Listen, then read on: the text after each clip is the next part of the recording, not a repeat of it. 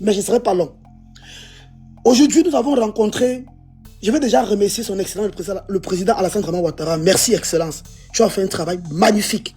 Je pense que tu vas nous aider à régler certains Camerounais abrutis qui se croient au royaume Biya. Mais ils ignorent qu'ils sont en Côte d'Ivoire. Merci, Excellence. Merci beaucoup, président. Nous, aujourd'hui, moi, en tant que leader de la brigade anti-Saradina en Belgique, nous avons pris certains de nos membres. Nous avons rencontré le président des Ivoiriens en Côte d'Ivoire. Le président des Ivoiriens en Côte d'Ivoire. Vous savez, les gens de l'Afrique de l'Ouest ont toujours des groupes, des communautés. Nous les avons félicités. Et je vais t'envoyer les vidéos. Je pense que demain, nous allons rencontrer l'ambassadeur de la Côte d'Ivoire en Belgique pour le féliciter, le remercier et lui dire merci pour ce travail exceptionnel qu'ils ont fait. Nous sommes tellement contents. Nous sommes tellement heureux. Et je vais t'envoyer les vidéos. Je ne suis pas là pour raconter des inepties. Je raconte des choses qui sont vraies. Vraiment, je pense qu'il est temps que chaque Camerounais... Tu es un sorcier. Ça, c'est la... Depuis que je viens en Belgique, il y a même encore le respect. Je te supplie, petit Serge, beaucoup de respect. Ne me coupe pas la parole. Bisous. Bisous, je suis de la base avec Omer. Je confirme ça. Hein. Et on va aller rencontrer l'ambassadeur de la Côte d'Ivoire en Belgique. On va le remercier. On va lui dire merci. Je disais tantôt, je vais t'envoyer les vidéos. Nous avons rendez-vous, on ira voir l'ambassadeur. On a vu le président qui est déjà très content. Nous sommes tellement heureux. Je pense qu'il est temps que chaque Camerounais va apprendre à balayer devant sa cour. Moi, je préfère que quelqu'un comme Yela se retrouve peut-être dans un problème comme un Côte d'Ivoire, Sénégal. C'est les pays qui se valent. C'est les pays qui se valent. Ils peuvent débattre, ils se choquent. Oui, c'est les pays qui se valent. Mais quand je vois un plaisantin qui se cache en Occident, qui n'est pas pour Cameroun faire ses futilités là, mais il s'occupe d'un pays qui est en train d'avancer. C'est de la rigolade. Je dis, nous sommes très contents. Moi, je serai en Côte d'Ivoire. Et bisous, je ne me vante pas. Inch'Allah, si Dieu le veut, je serai reçu en Côte d'Ivoire par les autorités. Ça ne sera pas pour longtemps. Parce que je suis là pour encourager ce genre de dictateurs qui émergent en construisant son pays. Ils sont comme ça, deux en Afrique. Il y a le président Draman Ouattara et le président Kagame. Même au Rwanda, nous allons aller féliciter ce genre de président. Nous n'avons aucun problème avec les dictateurs. Nous avons le problème avec les dictateurs qui ne foutent rien. Je te jure que si en 42 ans de pouvoir, le président Biya avait fait le minimum pour les Camerounais, ce qu'on devait même transformer le Cameroun en royaume. Voilà d'où Biya a échoué. Écoute-moi très bien.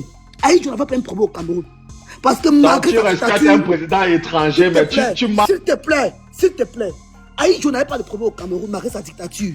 Mais comme le Cameroun était à l'aise, les gens ne regardaient pas son pouvoir. Hormis la guerre du colon et l'indépendance qui faisait un problème pour le Cameroun. Je dis bien encore que si Biya avait fait le minimum pour les Camerounais, c'est qu'on devait nous dire que transformer ça de fils en paix, ça ne nous dérange pas, on est à l'aise. Les longues que les Camerounais ont aujourd'hui, la rage que les Camerounais ont aujourd'hui, c'est qu'en 42 ans, le petit strict minimum que les pays les plus pauvres du monde peuvent avoir, on en a pas au Cameroun. Voilà d'où les Camerounais en ont marre. Et voilà d'où Biya a échoué. Parce que si c'était moi, Biya, j'ai transformé cette président de la République en travaillant pour les Camerounais. Ça, je mets ça de côté. Je reviens maintenant sur le petit Chinango. Je l'appelle comme ça, petit Chinango. Qui a cru qu'il était au royaume Biya, où il pouvait se lever et parler n'importe où. Qui a cru qu'il était dans un pays où les autorités font comme ils veulent, où avec 10 000 tu peux payer un policier, tu sors, ou avec 5 000 tu peux dire à un policier que tiens ça, je sors. Et il rêvait dans Jupiter. Mais il a compris qu'il aurait de cieux. La Maka, d'où il parle là, vous ne savez pas ce qui va arriver à la Maka. Même s'il sort, il ne va pas sortir normalement à la Maka. Parce que les Ivoiriens ne s'amusent pas avec les honneurs. Ce qui s'est passé là, malgré les divisions qu'il y a en Côte d'Ivoire, entre les Djoula et les gens du Sud, les Djoula sont du Nord avec le président. Sur ce cas, ils sont unanimes. Hein. Bisous, je te donne une information. Parce que quand j'ai rencontré le président des Ivoiriens aujourd'hui à Bruxelles, ils étaient mélangés. Malgré que des fois ils sont opposés quand ils font les débats politiques, mais ils étaient en syndrome, ils étaient comme ça, la main dans la main, pour dire que non, le Cameroun a exagéré, il a touché à notre patrie.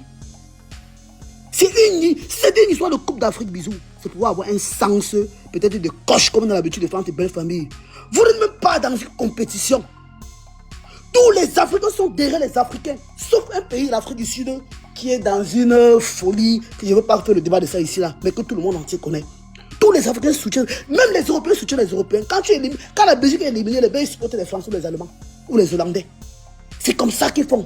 Mais vous, quand vous croyez que vous êtes au royaume Biya, président, Je demande aux Ivoiriens d'enregistrer cette partie. Je remercie le président Alassane Dramane Ouattara, grand président qui a construit son pays, qui a fait de son pays un royaume en si peu de temps. Je vous en supplie, donnez-moi au moins 10 ans de prison à ce monsieur qui sort de la Maka étant fou. Comme ça, quand il va rentrer où il vivait là, il va se rendre compte que le Cameroun, d'où il vivait là, ce n'est pas le Cameroun de tous les pays de l'Afrique. Je ne veux pas monopoliser la parole, Bisou, mais je te dis, ce monsieur va payer au prix cher de sa vie. Et nous, les gens comme nous qui voulons le changement et que nous voulons la rivalité, nous voulons un président qui va construire le Cameroun pour qu'on se vante à l'international que le Cameroun c'est un grand pays.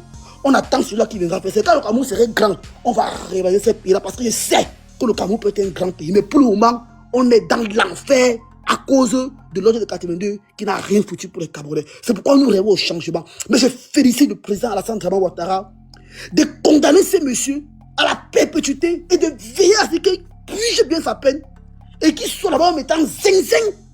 Vraiment, nous sommes déjà heureux. Je vais t'envoyer des vidéos. Demain, nous allons aller rencontrer l'ambassadeur de la Côte d'Ivoire en Belgique. Nous avons déjà rencontré le président de la communauté ivoirienne ici. On en a parlé, on les a félicités. On les a dit que nous sommes les combattants du changement. Comme notre pays, c'est une poubelle. On ne peut pas accepter qu'un feignant comme ça passe sur un pont qu'on a construit en un laps de temps. Pourtant, on n'arrive pas à construire 280 km. À peine on a fait la moitié à plus de 500 milliards. Ce n'est jamais fini. Tu peux te vanter sur un pont pour chercher les problèmes. Tu vas payer le prix cher. Le prix cher. Vraiment, je suis vraiment heureux. Je pense que je veux bien dormir. Il ne faut pas savoir. Je suis en joie. Regardez aujourd'hui au Cameroun, comment les militaires, les gendarmes, tu comprends un capitaine qui a pris son bataillon dans une gendarmerie, il les met dans la boue parce qu'il vient en retard. Parce qu'on a envoyé les primes, tu n'as pas donné les primes. Tu vois un gars du BI au nord qui combat Boko Haram, on lui a mis le colonel lui a mis en cellule parce qu'il réclame ses primes. Ça ne va nulle part au Cameroun. Nul. Et vous allez voir, ceux qui supportent le régime, Bisous tourne la parole. Bisous tourne la parole. Marius, tu vois les gens. Donc pour chuter. C'est le sujet, tu comme ça, quand c'est moi.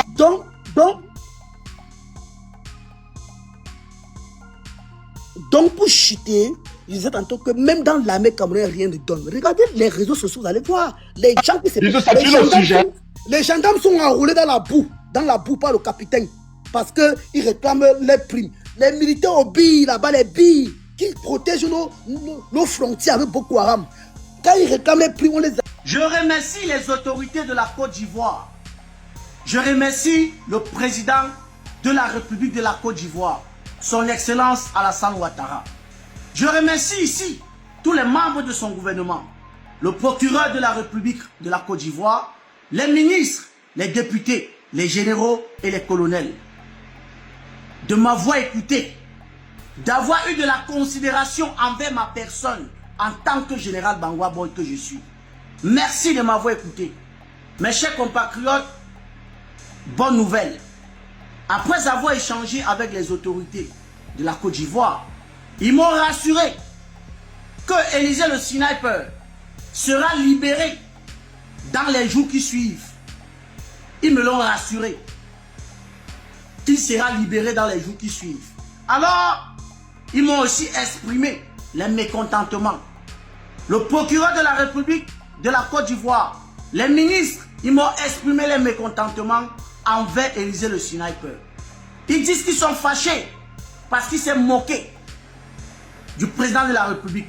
Ils sont fâchés parce qu'il a brandi le drapeau de l'Allemagne sur le pont construit par le chef de l'État, le président Alassane Ouattara. Pourtant, la Côte d'Ivoire avait un match important face à la Côte d'Ivoire, face à l'Allemagne. Voilà pourquoi ils ont arrêté Élisée le sniper. Ils m'ont rassuré que la Côte d'Ivoire, c'est un pays démocrate.